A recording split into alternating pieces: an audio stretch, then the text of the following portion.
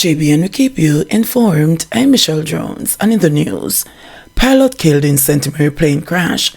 The pilot of an aircraft, which crashed Friday morning in St. Mary, has succumbed to injuries received during the incident. The other occupant of the single-engine aircraft was reportedly shaken up, is said to be recovering well at hospital. The deceased has been identified as Major Dudley Peake, former commanding officer for the Jamaica Defence Force Air Wing Reserves. "We have lost one of the pillars of aviation in the community," said Jamaica Aircraft Operators and Pilots Association President Edward Miller. The downed aircraft was reportedly spotted this morning by residents who assisted with the search and rescue mission in the hilly interior of Unity near Hampstead in Port Maria, St. Mary.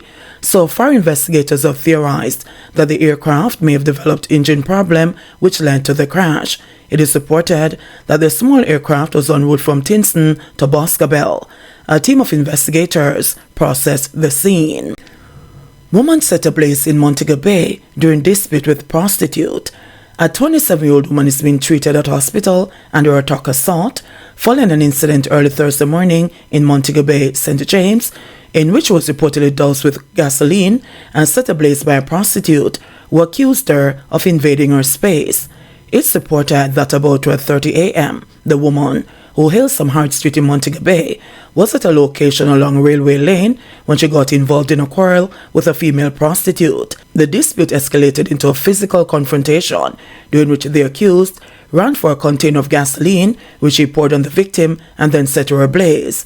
The woman's life was saved by residents who put out the blaze and rushed her to hospital, where she was treated for burns to 40% of her body and admitted in serious condition. Her attacker is still being sought by the Barnett Street Police. Man shot by gunman in Bog Walk. A man was shot and injured in Bog Walk, St. Catherine, on Thursday afternoon. He remains in hospital. It is reported that about 4:45, he was conducting business along 13 Lane when he was ambushed by a gunman who opened fire. He was hit in the head. His attacker fled on foot. An alarm was raised and the injured man was rushed to the Linstead Hospital. Police seized ganja found in an abandoned church in St. Elizabeth. A team of officers assigned to the Area 3 Narcotics Police Division seized 250 pounds of ganja during an operation in Knoxwood District in Locovia, St. Elizabeth on Thursday. The Jamaica Constabulary Forces Corporate Communications Unit says between 9:30 a.m. and 5 p.m. police were in the area when an abandoned church was searched. The police said during the search, several pieces of ganja were seen tied to strings inside the building. No one was arrested in relation to this seizure.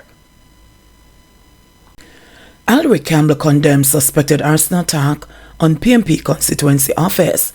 Deputy Mayor of Portmore and Councillor for the Edgewater Division, Alric Campbell, has condemned a suspected act of arson perpetrated against the constituency office of the People's National Party in the St. Catherine Southeast area.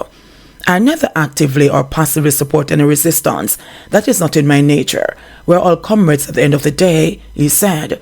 Whomever burned the constituency office, whether it was JLP supporters, supporters of the Dawes team, supporters of the Alric team, it is something that is wrong. It is something I do not condone, and it was not done on my behalf.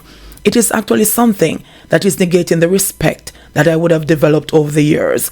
And I just want to tell my supporters generally that, Alric, I know that is something I would not have supported. Supporters of Campbell were riled up at the decision to scupper his bid to be the man to be charged with winning the seat for the party at the next general election and be the party's standard bearer in Southeast St. Catherine. That decision was made by party president Mark Golding at a meeting held at the PMP's Old Road headquarters on Wednesday that medical Dr. Alfred Dawes would be that man instead. Angered by the decision, protesters burned images of Dr. Dawes in effigy on Wednesday night in reaction to the party's decision to sideline Campbell. Kill abuse Canis Jackson's trust, says judge. Supreme Court Judge Justice Stanton Pusey, in banishing St. Catherine mechanic Robert Fowler to life in prison for the killing of 20-year-old accountant Canis Jackson, said the man will not be able to apply for parole before 74 years old, used the trust of the young woman and abused it, brutally murdering her. The death of a Jamaican is significant, but this particular crime sees the loss of a young and seemingly promising life. Somebody who was working and attempting to study, Justice Pusey said, noting that the callous act had shocked the nation. Jackson, a resident of Independence City in Portmore, St. Catherine, went missing on March 24, 2021 after leaving home for work. Her body was found in a ditch on the Dyke Road in St. Catherine 2 days later. Shortly after, Fowler, with whom she had traveled to work at times, was arrested and charged. On Thursday, Justice Pusey, in stating that Fowler could not be sentenced to less than life behind bars for the brutality of that murder, took pains to point out that although parole was prescribed under law, Fowler, when that time comes, will have to show that he has in some way amended his ways and has acted in a way that shows he is suitable to rejoin society. Furthermore, he emphasized that even if the parole board finds he is suitable, he will be supervised. In a deftly handed sentencing exercise, the judge, from a starting point of 20 years, added 12 years to the aggravating factors, before subtracting for the mitigating factors, which included the mechanic's guilty plea, lack of prior conviction, good character, and the 2 years already spent in custody, arriving at 22 years and 11 months. This is a case in which his sentence will be a life sentence, and the reason for that is there was ample and compelling evidence.